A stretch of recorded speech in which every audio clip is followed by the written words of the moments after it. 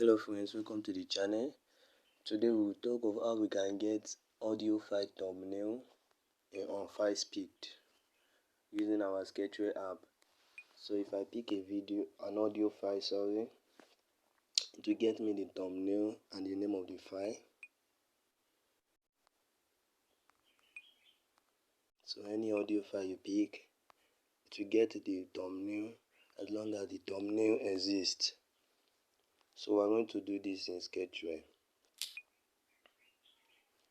First, I added a button, an image view and a text view. We added a component, a music component, a big file component. You can name it anything with a mem type audio files. So I added on file speed. On file speed, added a code.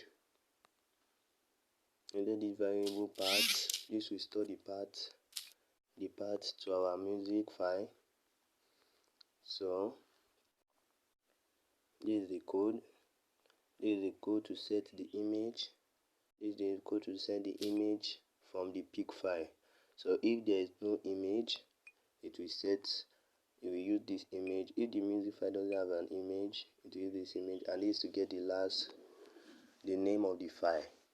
So if you need this project, the project will be on Sketchly.